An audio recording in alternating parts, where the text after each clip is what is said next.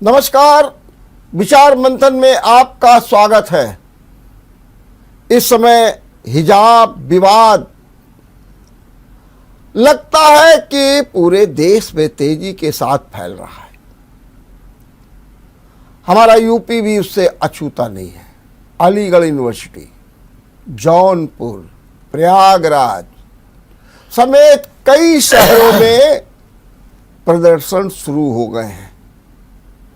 मालेगांव में प्रदर्शन हुआ, चेन्नई में, आंध्र प्रदेश में लगातार आवाजें उठ रही हैं और सियासत भी गरमा रही है। बयान भी आ रहे हैं। अगर असम के मुख्यमंत्री बोल रहे हैं, गिरिराज सिंह बोल रहे हैं, तो फिर प्रियंका गांधी भी बोल रही हैं और सबके बयान एक तरीके से सियासत को गरमाने का काम ही कर रहे हैं। अब सवाल ये उठता है कि आखिर वो कौन सी स्थितियां हैं जिनके कारण इस समय कर्नाटक से ये विवाद उठा और क्या ये विवाद 5 राज्यों के चुनाव पर भी असर डालेगा। हालांकि मामला कोर्ट में है, कर्नाटक हाई कोर्ट सुनवाई कर रहा है, अंतरिम आदेश जारी हो गया है। सुप्रीम कोर्ट ने फिलहाल सुनवाई करने से इनकार कर दिया है, कहा कि जरा हम देख लें कर्नाटक हाई कोर्ट का क्या फैसला आता है, उसका क्या रुख है। बहरहाल सवाल बहुत ज्वलंत है, आखिर ये क्यों और क्या वास्तव में चुनाव पर कोई असर पड़ेगा। आज इसी पर चर्चा करेंगे और इस चर्चा में भाग लेने के लिए हमारे साथ 2 अच्छे चिंतक हैं। मैं उनका परिचय करा दूं। हमारे साथ हैं भारतीय जनता पार्टी से डॉक्टर नरेश मिश्र, मैं आपका बहुत बहुत स्वागत करता हूं। और वहीं हमारे साथ हैं कांग्रेस से अतर नईम जी, मैं आपका भी बहुत बहुत स्वागत करता हूं। बहुत धन्यवाद, बहुत धन्यवाद। नरेश जी, एक सवाल मैं आपसे पूछता हूं। कहते हैं कि जब जब चुनाव आता है तब तक ऐसे विवाद खड़े हो जाते हैं। चुनाव आया और सीधे तौर में हिजाब विवाद शुरू हो गया, भगवा उनके मुकाबले में आ गया। और अगर ये देखा जाए कि दिल्ली में जब चुनाव होता है तो जेएनयू में बखेड़ा खड़ा हो जाता है। इसके क्या मायने रखे जाए? क्या ये एक संयोग भर है या फिर वास्तव में एक कोई सुनियोजित षड्यंत्र है? वर्मा जी, मैं तो इसे 100% सुनियोजित षड्यंत्र मानता हूँ।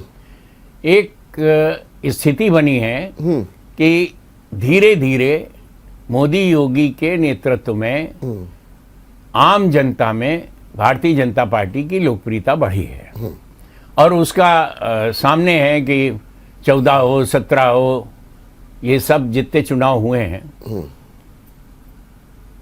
अब है क्या, कंसोलिडेशन चाहते हैं, सब मुस्लिम एक हों। आपको मैं स्मरण दिलाना चाहता हूं कि ममता बनर्जी ने बंगाल में एक बयान दिया था, कहा था कि सारे मुसलमानों एक हो जाओ, बंटना नहीं, एक जगह वोट देना।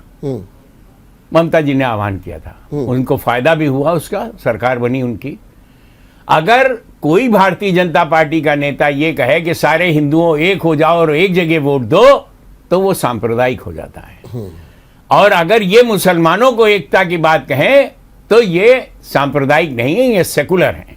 और कुछ जो अर्बन नक्सली हैं, जिन्हें कहा जाता है हम लोग की भाषा में, वो फौरन खड़े हो जाते हैं उनके पक्ष में, ये ऐसा होना चाहिए, ये वैसा होना चाहिए। मैं ये कहता हूं कि नंबर 1, ये टाइम नहीं था इस विवाद का। नंबर 2, क्या स्कूलों में ड्रेस कोड चलेगी या रिलीजन कोड चलेगा? स्कूल में कोई धर्म नहीं होता, सारे बच्चे बराबर होते हैं, हिंदू, मुसलमान, सिख, ईसाई। अब वहां हिजाब की बात क्यों उठाई गई? और सिर्फ इसलिए उठाई गई, और उठाई नहीं गई है, षड्यंत्र, सुनियोजित षड्यंत्र। ये प्रयास किया गया कि मुस्लिम्स के सेंटिमेंट को जगाया जाए। सीएए वाला आंदोलन फेल हो चुका है, तो अब हिजाब का आंदोलन किया जाए। लेकिन नरेश जी, मेरा एक सवाल है कि ये विवाद किसने उठाया? अगर कर्नाटक के एक स्कूल में हिजाब पहन करके कोई लड़की जाती है तो उसको रोक दिया जाता है। अब सवाल ये उठता है कि ऐसे समय पे क्यों ऐसी परिस्थितियां पैदा की, जबकि पहला कोई ड्रेस कोड नहीं था, कोई पहले से वो नहीं था, लड़की को रोक दिया जाता है और वहीं से विवाद खड़ा हो जाता है। तो फिर ये सवाल ये उठता है कि इसमें कहाँ मुसलमानों को एकत्र करने की बात हो रही है, हिंदुओं को एकत्र करने की बात हो रही है, क्या इसका मकसद क्या है? देखिए, ये जो मुस्लिम बेटी है मुस्कान नाम की, जी जी, जिसके पीछे ये हुआ है पूरा मामला, जी, साधारण सी बात थी कि प्रिंसिपल और मैनेजमेंट डिसीजन लेते और उसको ऑनर किया जाता, लेकिन नहीं, वहां पे षड्यंत्र किया गया, उसके बाद अल्लाहू अकबर कहलवाया गया। मैं पूछना चाहता हूं, हमारे साथी अतर नईम साहब बैठे हैं, कि राकेश टिकैत अल्लाहू अकबर कहते हैं? तमाम लोग अल्लाहू अकबर कहते हैं। क्या कभी किसी मुसलमान के मुंह से आपने हर हर महादेव सुना है? या कभी कोई कहलवा सकता है? सीधी सीधी उसी मीटिंग में जिसमें राकेश टिकैत ने अल्लाहू अकबर कहा था, उसी मीटिंग में इंटरव्यू लिया गया था, तमाम पत्रकारों ने वीडियोग्राफी की थी और कहा था कि वो तो कह रहे हैं अल्लाहू अकबर, आप भी कहिए, कि हमारे मजहब में नहीं है। ठीक है, मैं ये कहता हूं उसमें आपत्ति नहीं, लेकिन हमारे मजहब में तो कुछ नहीं है, हमारे मजहब में सब कुछ है। नहीं, टिकैत ने तो हर हर महादेव भी कहा था, हर हर महादेव कहा था, अल्लाहू अकबर भी तो कहा था। हाँ, वही मैं कह रहा था। तो फिर दोनों वो भी अल्लाहू अकबर और हर हर महादेव कह देते तो हम समझ जाते हैं कि बड़ी सांप्रदायिक एकता है, बड़ा लिबरल है पूरा देश। नहीं तो क्या, एक लाइन में, क्या आप मानते हैं कि ये क्या चुनाव में वोटों के ध्रुवीकरण के लिए ऐसा किया गया? 100%, 100%। सर, ये माहौल वो बनाना चाहते हैं कि जैसे बंगाल में मुस्लिम वोट नहीं बटा था, वैसे मुस्लिम वोट न बटे। वहां देखिए असदुद्दीन ओवैसी को नहीं मिले वोट बंगाल में, जबकि उनके कैंडिडेट लड़े थे। कांग्रेस ने परोक्ष रूप से उनका समर्थन किया हो या न किया हो, लेकिन कांग्रेस को भी वोट नहीं मिले। ठीक बात है। पूरा सेग्रीगेशन हो गया, पूरा बंटवारा हो गया हिंदू से। अदर जी, बिल्कुल सही बात ये नरेश जी कह रहे हैं, और आपको भी ये मानना होगा कि हमारे लिए राष्ट्र सर्वोपरि है या धर्म है। ये तो कोर्ट ने कहा है वर्मा जी, हाईकोर्ट ने कहा है। मैं यही मैं सवाल कह रहा हूं, और मैं आपसे ये जानना चाहता हूं कि अगर कोई प्रतिबंध लगा था तो उसका एक निराकरण हो सकता था, लेकिन अल्लाह अकबर कहना शिक्षा के मंदिर में, क्योंकि वो तो ना हिंदू का मंदिर है ना किसी की मस्जिद है, वो तो शिक्षा है, काल है, तो शिक्षा में अगर ऐसी बातें आएंगी तो फिर कैसे ये देश चलेगा? वहां भी धर्म घुस जाएगा तो फिर कैसे काम चलेगा? मैं आपसे सवाल पूछ रहा हूं। मुझसे पूछा आपने जी। देखिए डॉक्टर रमेश वर्मा जी, आप एक अनुभवी पत्रकार के साथ साथ शिक्षक भी रहे हैं, और मैं इस बात से आपके विचार से भी सहमत हूं कि शिक्षा का मंदिर किसी धर्म के लिए ये नहीं कहता कि आप इसमें अपना कोई ड्रेस कोड लाएं, अगर वो माइनॉरिटी इंस्टीट्यूशन नहीं है तो। लड़कियों का, मैं दोनों बात कहना चाहता हूं, लड़कियों का एक एप्रन समझिए इसको, नकाब जिसे हिजाब कहते हैं, वो पहन के अपने घर से कॉलेज के प्रीमाइसेस में जाके जब क्लासरूम में शिक्षा हेतु बैठेगी तो वो उसी तरह से बैठेगी जैसे सामान्य बच्चे बैठते हैं। यो यूनिफॉर्म तो एक क्लास तक होता है, हाई स्कूल, इंटर और डिग्री के आगे तो नहीं होता, डिग्री में नहीं होता, डिग्री में होता लेकिन मैं आप में 1 मिनट भी नहीं बोला था जी, लेकिन ये उत्तर भारत के 5 राज्यों में से 4 यहाँ हैं, एक वो भी जो गोवा वाला वो पश्चिम कह सकते हैं। इसको प्रभावित किया जा रहा है दक्षिण के राज्य कर्नाटक की भाजपा सरकार की तरफ से और भाजपा के समर्थक लोगों की ओर से, उसमें तमाम माध्यम संचार के भी हैं, कि कैसे मुद्दे को इनको काम का हिसाब न देना पड़े, इसलिए हिजाब ये लगाना चाहते हैं। भाजपा के लोग हिजाब का मतलब कवर अप पर्दा है, ये हिजाब चाहते हैं कि काम का हिसाब न देना पड़े, इस पर बात हो, इस पर चुनाव हो, इनकी बुरी हालत है। पश्चिम के तमाम 50-60 जो विधानसभाओं के चुनाव हुए उसमें इनका वोट प्रतिशत घटा, इनकी सीटें हार रही हैं, इनकी दशा बहुत खराब है, मध्य और पूरब में तो और बुरा होने जा रहा है। तो ये परेशान है, बौखलाए हुए हैं कि कैसे ध्रुवीकरण हो जाए। मगर इस समय भारत का एक चिंतन, उत्तर प्रदेश का एक चिंतन सामाजिक एकता का है, उसको तोड़ने का हर प्रयास कर रहे हैं, जिसमें सफल नहीं होंगे। ये कोई मुद्दा नहीं है। हमें संविधान ने क्या अधिकार दिया है वो सबसे बदल करके बात यह है कि ये दुरुपयोग किया जा रहा है इन प्रचार माध्यमों से कि कैसे ध्रुवीकरण करके कुछ वोट बढ़ जाए, कुछ हारे भी तो सीटें फेस सेविंग कर लें। मैं नरेश जी ये बताइए कि अगर एक ड्रेस कोड लागू किया है, उस स्कूल के प्रिंसिपल ने रोका, तो बात वही हो जानी चाहिए थी और एक निर्णय ले लेता।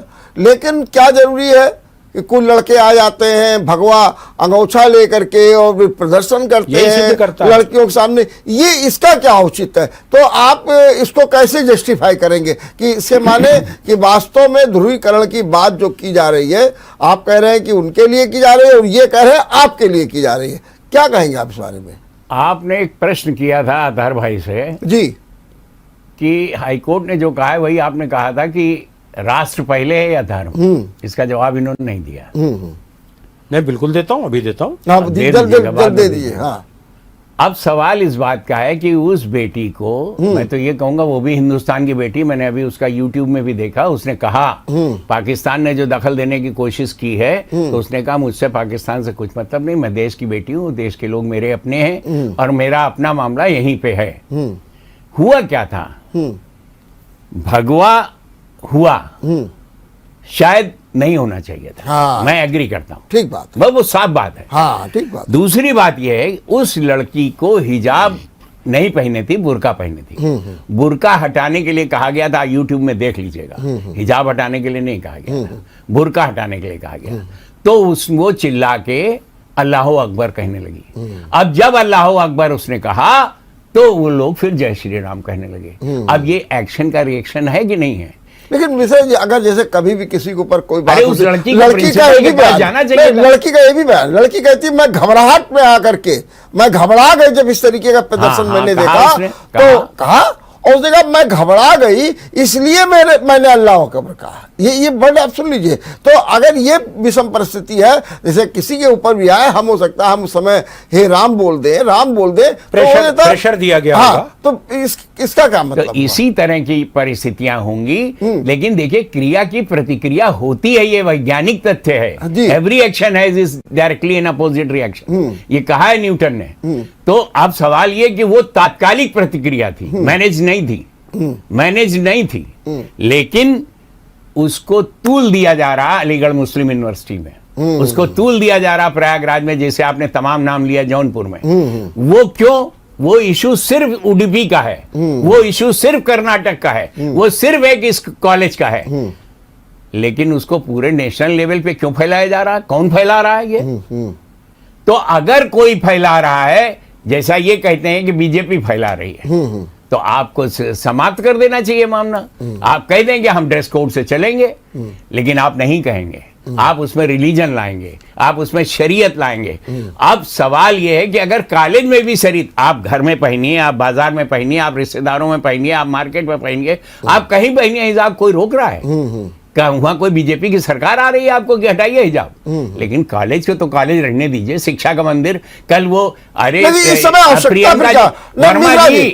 पहला सवाल ये, फिर इस समय आवश्यकता क्या? अरे भाई किसी और समय एक कानून के तहत, जैसे कर्नाटक एजुकेशन कोड है 1983, उसके तहत आप कानून बना देते, सब कुछ कर देते एक ऐसे समय पे। लेकिन एक स्कूल गवर्नमेंट का वो इस तरीके की बात कर रहा है, इसके फिर क्या मायने रखे? देखिए वो मैनेजमेंट और प्रिंसिपल का डिस्क्रिशन है। देखिए आप प्रोफेसर रहे हैं, मैं भी अध्यापक रहा हूं, क्या प्रिंसिपल डिसीजन करता है या नहीं कॉलेज में? और अगर है तो अगर उसने डिसीजन लिया कि आई विल नॉट अलाउ, तो फिर नहीं अलाउ होना चाहिए। तो लेकिन नहीं, उसमें अल्लाह अकबर होगा। ठीक बात। क्यों होगा?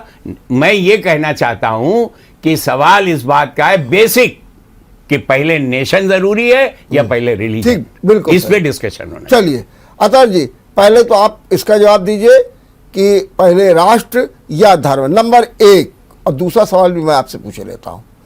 जैसा मेरी जानकारी है, मैं ज़्यादा कोई विद्वान नहीं हूं इस दिशा में, लेकिन आप ज़्यादा जानेंगे, इस्लाम में जो है सबसे ज़्यादा शिक्षा को तवज्जो दी गई है और ये कहा गया है कि यदि आपको शिक्षा लेनी हो तो आप साइना तक जा सकते हैं। हाँ, बहुत दूर तक जा। बहुत दूर तक, मतलब जहां आपका कल्चर नहीं है आप वहां भी जा सकते हैं शिक्षा के लिए।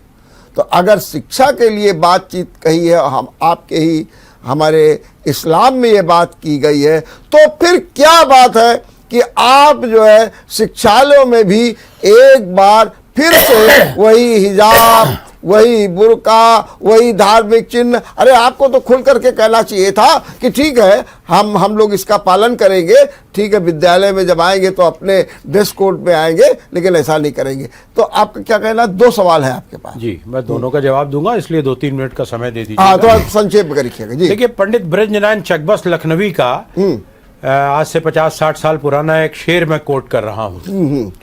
पंडित जी ने तब कहा था, उर्दू में शेर है, लड़कियों के लिए कहा था, रुख से पर्दे को हटाया तो बहुत खूब किया, पर्दे शर्म को दिल से न हटाना हरगिज।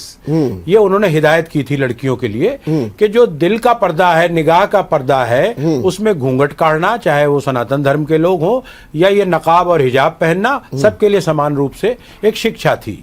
वो गुरु शायर थे। तो एक तो वो होता है, और आज 90% लड़कियां कोई ऐसा पर्दा नहीं करती, कोई ऐसा हिजाब या ये दूसरे समाज के लोगों से बहुत भिन्न नहीं रहना चाहती। बहुत चंद लोग होते हैं, मेरा निजी भी यही मानना है। मेरी 3 बेटियां जो कोई कभी भी नकाब या हिजाब लगाकर कॉलेज नहीं आई गई, यहीं डीजी में पढ़ती थी, ठीक है, अपनी कार से आती जाती थी, वो एक दीगर बात है। लेकिन आपने अपने दलालों, अपने एजेंटों के माध्यम से इस समय को चुना, जैसा कि मैं पहले निवेदन कर चुका हूं कि हारती हुई भाजपा को चुनाव में कुछ मुद्दा बदल जाए, धार्मिक हो जाए। अब ये हमारे विद्वान साथी डॉक्टर नरेश मिश्रा जी जो आज भाजपा में हैं, ये कह रहे हैं नेशन पहले। इसमें नेशन की बात कहां से आ गई? अगर कोई कपड़े पहनता है, अगर कोई कैसे बाल झाड़ता है, इसमें हर चीज में नेशन क्यों आते हैं? ये आप कमजोर बताना चाहते हैं, नेशन को बार बार क्यों लाते हैं? आपके पास चूंकि जवाब नहीं है, जनता में कामों का हिसाब देने के लिए आपके पास कोई जवाब नहीं है, इसलिए आप ये हिजाब का एजेंडा लेके आए। तो क्या जवाब नहीं आया कि राष्ट्र पहले की धर्म, ये नहीं आया। कमाल की बात करते हैं। इसमें बताइए क्या आया? इसमें जहां उसकी आवश्यकता आएगी उस पर डिबेट करिए आप। इसमें आवश्यकता है कि आप घालमेल क्यों करते हैं? आप देख रहे हैं ये जवाब नहीं दे पाएंगे। अच्छा, राष्ट्र केवल आपका अधिकार क्षेत्र नहीं है, हमारा आपसे कम नहीं है। वर्मा जी, एक बात मैं कहना चाहता हूं जी। इनकी नेता जैसे ही बार बार भाजपा भाजपा ला रहे हैं, हमने तो एक बार भी न किसी कांग्रेस का नाम लिया न किसी का। अभी लेकिन प्रियंका जी ने एक बयान दिया कि बिकनी भी पहने तो कोई बुरी बात नहीं, मर्जी है कि नहीं? हाँ, बिल्कुल कहा। लड़कियों को ये स्वतंत्रता होनी चाहिए कि वो चाहे जो कुछ पहने, चाहे बिकनी पहने। जरा इमेजिन कीजिए कि कॉलेज में बिकनी पहन के लड़की आवे। कॉलेज के प्रसंग में नहीं कहा, और किस प्रसंग में कहा? ये किसमें हो रहा? आप ये देखिए बीच में क्यों बोल रहा है? ड्रेस पहनता है ये कहने, आप मिसकोट ना करिए, मिसलीड और मिसकोट और रॉन्ग इन्फॉर्मेशन। देखिए, सीधी सीधी बात, उन्होंने कहा कि ड्रेस की स्वतंत्रता होनी चाहिए, लड़की कुछ भी पहने, कॉमन सभी कुछ। लेकिन नहीं, कॉलेज में नहीं, नॉट इन कॉलेज। कॉलेज में ड्रेस कोड चलेगा, वही चलेगा। प्रिंसिपल डिसीजन करता है, मानता हूं, प्रबंध समिति डिसीजन करता है, लेकिन ड्रेस कोड के ऊपर का रास्ते के आने का एप्रन है। और जब आप किसी को चिढ़ाएंगे, आपने बहुत अच्छी बात कही, खुद कही कि हमारी बिटिया लोग आई यहाँ पे और पढ़ी। देखिए, सेन में मैं टीचर रहा हूं और 43 साल पढ़ाया मैंने। हमारी वाइफ ने कभी नहीं किया। वही मैं बता रहा हूं। सेन में भी, सेन चूंकि बगल में वो है कुर्सुआ और पटकापुर, सब मुस्लिम पॉपुलेशन है वहां भी लड़कियां आती हैं बुर्का पहन के और गेट पे उतार देती, यही हर जगह गेट पे हटा देती है। ये तो मैंने देखा डीजी कॉलेज में भी ये सिस्टम था, वहां पर वो क्लास में हिजाब लगा के बैठेगी। ठीक बात। मेरा अब अतर जी सवाल ये है, ये जो प्रियंका का बयान आ गया, क्या बयान है? मैंने देखा, पढ़ा नहीं। हम बता रहा हूं, अभी इन्होंने बताया, प्रियंका ने ये कहा कि महिला की मनमर्जी हो, क्या पहने, बिकनी पहने, हिजाब पहने, बुर्का लगाए, पर्दा करे न करे। मैंने कहते कि ये उन्होंने कहा ये महिला की मनमर्जी की बात है। और इस बात को लेकर के, खास तौर से बिकनी की बात को लेकर के संत समाज बहुत नाराज हो गया है। और संत समाज ने कहा है ये कांग्रेस की संस्कृति है, ये कांग्रेस की सोच है जो बिकनी को लेकर के ये बात की जा रही है। मेरा सवाल आपसे है क्या निश्चित रूप जी, से जी। आप मैं- कटघरे में समय मैं नहीं कहना खड़े हो चाहता गए? हूं। क्या आपने संत समाज को नाराज नहीं कर दिया है? नहीं, आपके हमने नेता नहीं ने किया। संत समाज को भेजा गया प्रेरित करके। देखिए, प्रियंका गांधी जी महिलाओं की लड़ाई लड़ रही हैं। विशेष ऐसी रूप कौन सी से- लड़ाई होगी? सुन लीजिए जी। बात पूरी हो जाने जी। दीजिए। विशेष रूप से उत्तर प्रदेश में महिलाओं के साथ जितना अन्याय, दमनकारी और उनके साथ बलात्कार से लेकर जिंदा जला देने का है, किरासन का तेल डाल के जला देने का है, उसको स्वावलंबी बनाने के लिए राजनीतिक बिकनी रूप बनना से- चाहिए स्वावलंबी रुक जाइए, बनाने के लिए। गलत मिसकोट फिर कर रहे हैं आप। पूरी बात सुनिए। अगर महिला अपनी स्वतंत्रता से अपना निर्णय लेती है कि मैं राजनीति में आऊं, मैं सामाजिक सेवा में आऊं, मैं खाने में, पहनने में, ओढ़ने में किस तरह का सामाजिक सभ्यता को विपरीत जाके नहीं, उन्होंने एक उदाहरण में तमाम बातें कही ठीक कि बात। अगर कुछ पहनती है तो आप उसमें दबाव डालने वाले कौन है। जैसे 2 दिन बाद इनके गुंडे अभी निकलेंगे, वैलेंटाइन डे है। मैं मानता हूं, हमेशा से समर्थक रहा हूं कि भारतीय संस्कृति के अनुरूप नहीं है, लेकिन इनके गुंडों को क्या हक है कि लाठी लेके पीटने लगते हैं? अगर बहन भाई जा रहे हैं बाइक पे, पकड़ के पीटने लगते हैं। ये अधिकार इनको भारत के संविधान ने कहां से दे दिया? चलिए ये माहौल बनाते हैं ठीक राजनीतिक चुनाव। ठीक बात है जी। अतर जी, मैं आज छोटा सा ब्रेक लूंगा जी। अब ब्रेक के बाद अपनी चर्चा को जारी रखूंगा। ब्रेक के बाद आपका एक बार फिर स्वागत है। इसी बीच हमारे साथ जुड़ गई हैं सपा की रिया सिद्दीकी जी। रिया सिद्दीकी जी, मैं आपका बहुत बहुत स्वागत करता हूं। जी, बहुत बहुत शुक्रिया। रिया जी अभी काफ़ी चर्चा में रही हैं नामांकन को लेकर के, और एक जागरूक, मैं कहूँगा, कार्यकर्ता हैं अपने समाज की। मैं उनका स्वागत करता हूं। जी। रिया जी, मुझे ज़रा ये समझा दीजिए कि आज किस तरीके से हम लोग पढ़ रहे हैं, लिख रहे हैं, आगे तेज़ी के साथ बढ़ रहे हैं, और हम तरक्की पसंद भी हो रहे हैं, लेकिन क्या कारण है कि हम बीच बीच में धर्म को ला करके, और ख़ास तौर से शिक्षा में, मैं जिसका भी जिक्र कर रहा था कि हमारे इस्लाम में भी कहा गया कि शिक्षा नंबर 1, और उसके लिए चाहे हमको साइना तक जाना पड़े, मैंने गैर कल्चर में। तो क्या कारण है कि जरा सा अगर बातचीत हुई, उसको लेकर के तिल का ताड़ बनाया जा रहा है। अलीगढ़ यूनिवर्सिटी में, प्रयागराज में, जौनपुर में, पूरे देश में। क्या है इसका मकसद?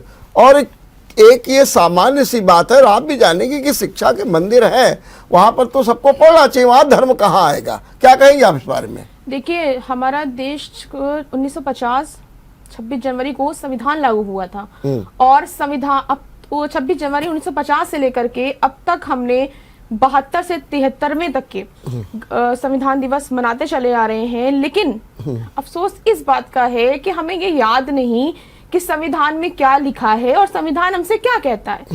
यहाँ पर मामला हिजाब का जोड़ दिया गया। यहाँ मामला हिजाब का नहीं है, यहाँ मामला शिक्षा का है।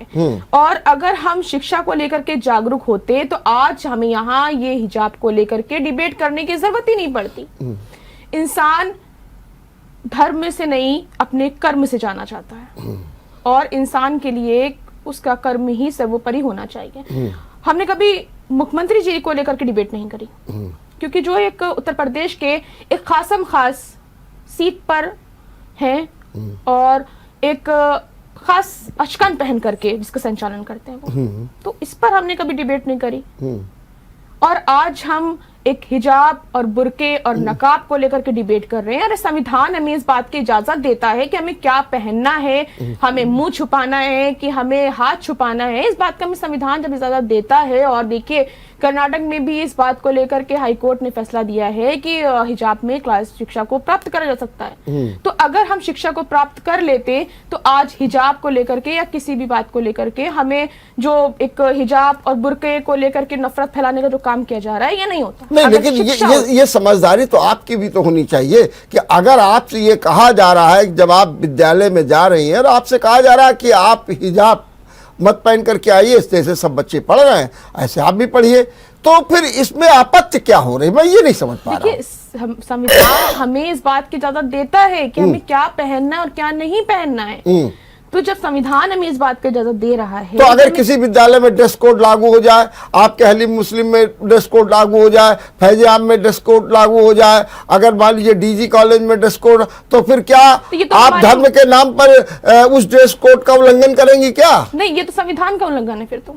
ये मतलब संविधान ड्रेस के कोड लोकल है। लागू होना संविधान का ये उल्लंघन संविधान होगा। का लग, क्योंकि संविधान में इस बात की इजाजत देता है कि हमें क्या पहनना और कैसे पहनना। वो तो आप पहनिए, अगर स्कूल लेकिन वो से- पहनिए। अगर मान लीजिए पुलिस फोर्स में लोग रहते हैं, फौज में लोग रहते हैं, वहां का अपना एक ड्रेस कोड है, ड्रेस कोड अपनाते हैं। अब वहां का नहीं साहब, हम तो अपने धर्म के चिन्हों को लेकर के चलेंगे, तो कैसे काम चलेगा? मेरा सीधा सवाल आपसे। देखिए, जब संविधान हमें इस बात की इजाजत दे रहा है कि हमें क्या पहनना और कैसे ठीक- रहना है, ठीक हमें बात। भेदभाव की आज्ञा नहीं दे रहा है, ठीक। तो आज यहाँ पे मुद्दा हिजाब का है, कल यहाँ पे पगड़ी का होगा, परसों साड़ी का होगा।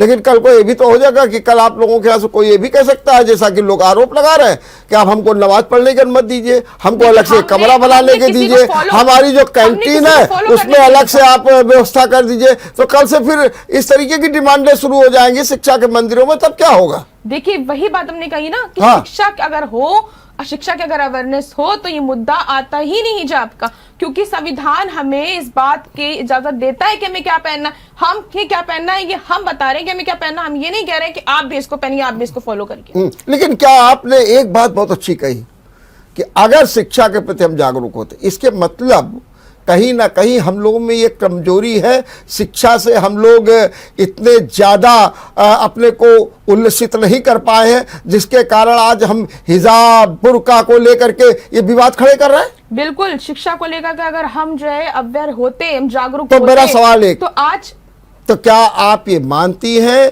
कि शिक्षा के मंदिरों में हिजाब पहन करके जो रोक लगाई गई है वो सही है, ये आप मानती हैं? फिर देखिए, हमने कहा कि संविधान हमें जिस बात की इजाजत देता है, अगर कर्नाटक की बच्चियां हिजाब पहन करके शिक्षा ग्रहण करना चाहती हैं, तो यहाँ पर बात सिर्फ और सिर्फ शिक्षा ग्रहण करने की है, ठीक तो बात। ये उनको राइट भी है कि नरेश वो- जी, धारा 15, 16, 17 जो हमारे मौलिक अधिकार के तहत है, उसमें तो हमारे पहनावा, खान पान, रहन सहन, नौकरी सबकी छूट दी गई है, अभिव्यक्ति की भी है।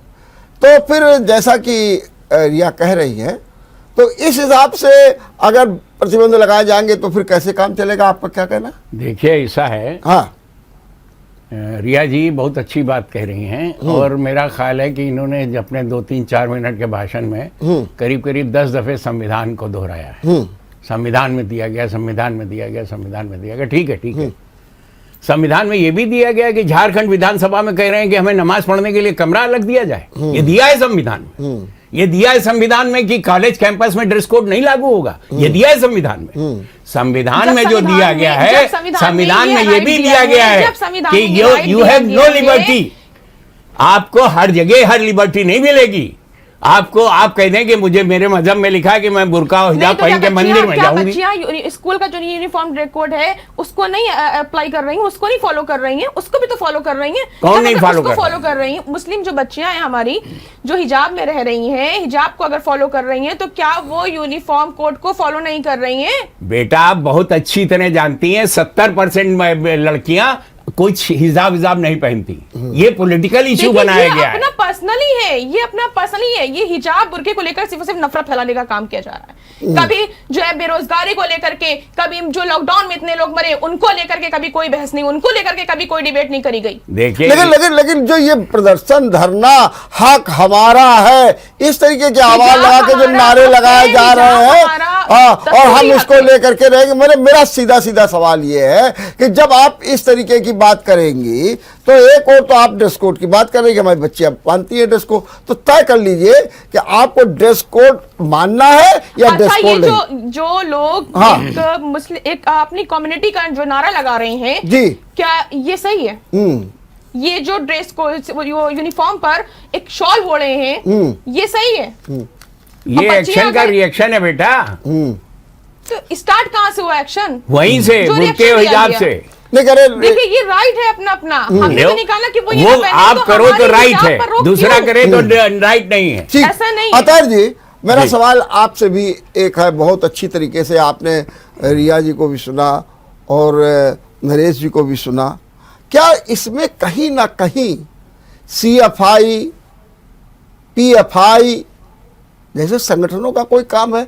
क्योंकि इस घटना को लेकर के 30 अक्टूबर की घटना से भी जोड़ा जा रहा है, जब मणिपाल में एक बच्ची के साथ में बलात्कार हुआ और उसको लेकर के वहां प्रदर्शन हुआ, विद्यार्थी परिषद ने किया, उसमें एक मुस्लिम युवक भी शामिल था।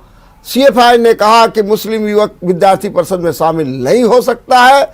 इसके बाद पीएफआई की बात आई। क्या आपको लगता है कि ये संगठन भी कुछ सक्रिय हो गए जो हवा देने का काम कर रहे हैं, तूल देने का काम कर रहे हैं? देखिए वर्मा जी, मुझे तो ये पहले मैं डॉक्टर नरेश वर्मा जी जो हमारे बहुत पुराने नरेश साथी मिश्रा जी, जी। सॉरी डॉक्टर नरेश मिश्रा जी, कि इन्होंने बार बार प्रयास किया। मैं कांग्रेस के प्रवक्ता की हैसियत से बात करता हूं सारे डिबेट में, मुझको एज मुस्लिम बार बार ट्रीट करना, घेरना, इनकी उसी साजिश का हिस्सा जो मैं पहले कह चुका हूं कि ये पूरी डिबेट को, पूरे इस एपिसोड को भुनाना चाहते हैं। चुनाव में बुरी तरह से हारने पर ये एक हिजाब डालना चाहते हैं, काम का हिसाब न मांगा जाए। कांग्रेस इन सब बातों को खारिज करते हुए कहती है आप 5 साल का ये और 8 साल का हिसाब दीजिए, जनता में ये बात करिए। ये सारे के सारे इनके एजेंट होते हैं, सब के सब एजेंट इनके ये बात बढ़ाते हैं कि इस तरह का विरोध हो, इस तरह का सेक्ट ड्रामा होता है और फला संगठन, ढिमका संगठन। इससे पहले भी तमाम बातें हुई, जैसे 17 के चुनाव में देश का प्रधानमंत्री फतेहपुर में यह कहता पाया जाए कि हर गांव में कब्रिस्तान है तो हर गांव में शमशान होना चाहिए। किसी ने रोका नहीं होगा, किसी धर्म ने, किसी राजनीतिक दल ने। 5 साल यहां रही, क्यों नहीं बनवा दिया शमशान? बनवा दिया। कोरोना में लाशों से शमशान ही बनवा दिया।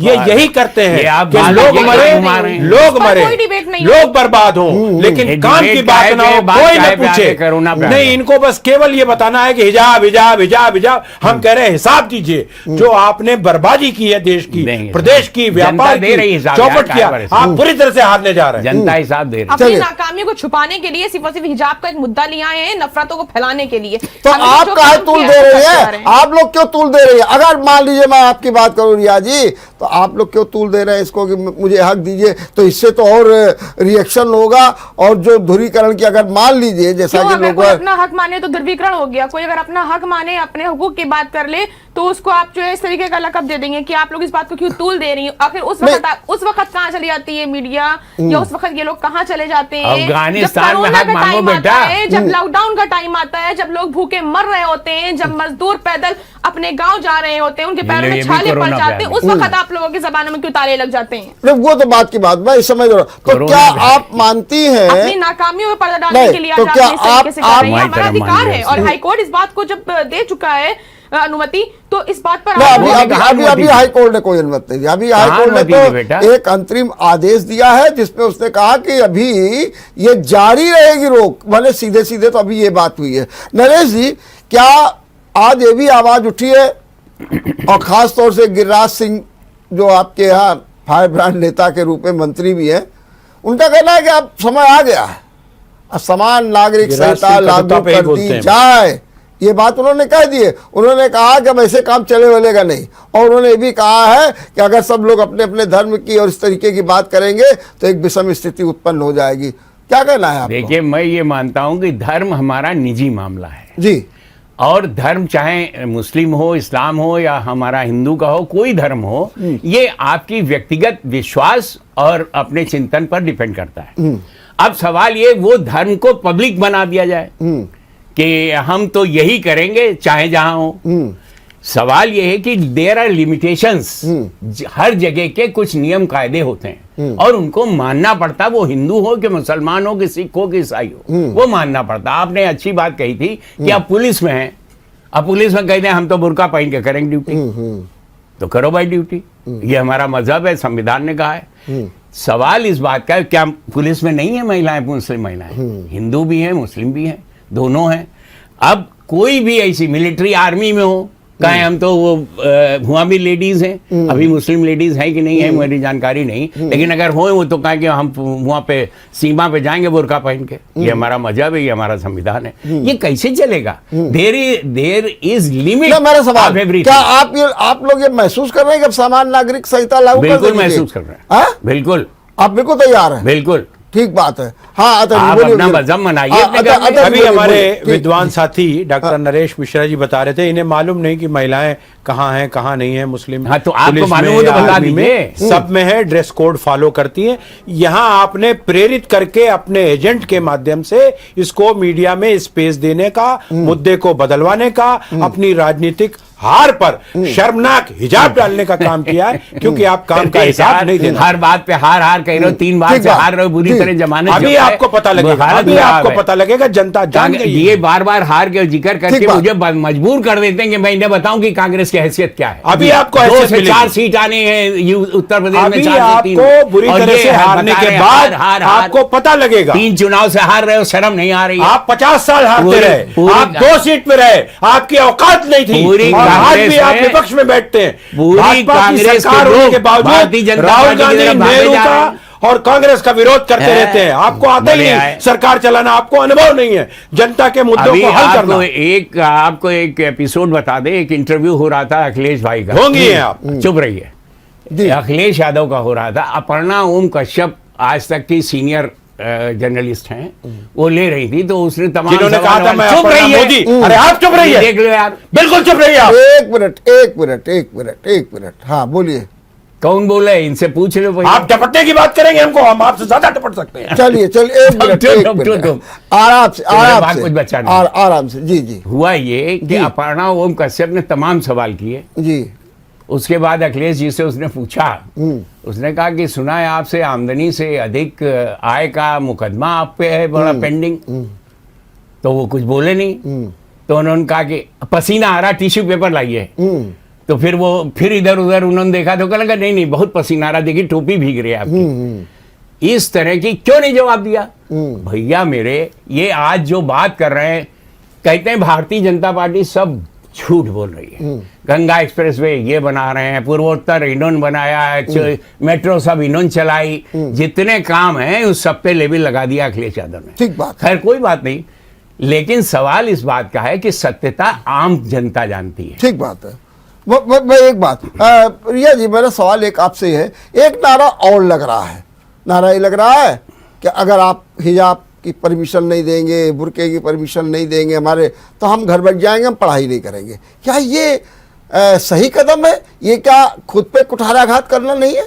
ये कौन सी बातचीत? ये वर्मा जी मुझसे भी जो पूछ लोग लीजिएगा। शिक्षा ग्रहण कर रहे हैं, जी जो शिक्षा ग्रहण कर रहे हैं, उनका मनोबल तोड़ने के लिए काम किया जा रहा है। जब महिलाएं अपना हक मांगे तो लाठीचार्ज कर दी जाए, जब छात्र अपना हक मांगे तो लाठीचार्ज कर दी जाए। ये सरकार अपनी नाकामी को छुपाने के लिए सिर्फ और सिर्फ इस मामले को तूल दे रही है और कुछ नहीं। नहीं, मेरा सवाल ये है, क्या ये मांग सही है कि अगर हमारे इस पर रोक लगी तो हम जो है घर में बैठ जाएंगे, पढ़ेंगे नहीं? ये कौन सी बात? ये मैं इसका जवाब आपसे चाहती हूँ। ये मनोबल गिराने का काम करा जा रहा है कि जब संविधान हमें हक दे रहा है शिक्षा ग्रहण करने का और हमें अपने जिस वेशभूषा लागू करने का, लिबर्टी का हक दे रहा है, तो लड़कियों को हिजाब पहन करके जिस तरीके से वो जाना चाहती हैं, उनको उसमें जाना चाहिए। और स्कूल से जो है खास करके तालीम से रुख मोड़ दिया जाता है इंसान को तोड़ने के लिए। तो तालीम जरूरी है कि तालीम जो है वो ग्रहण करें, इस तरीके से रुक करके ना बैठे, अपने हक की लड़ाई जो है वो जारी रखें। चलिए, संवैधानिक ढंग से। आचार्य जी, आप क्या कहेंगे? मैं आपके इस प्रश्न पे जो आपने उनसे पूछा था कि महिलाओं ने कह दिया है, वो बिल्कुल मूर्खता का जवाब है कि हम शिक्षा ग्रहण नहीं करेंगे। जिसने कहा वो तो भाजपा के एजेंडे और मंशे को कि ये हर बात में पढ़े ना, भाजपा। वो पूरा कर रहे हैं।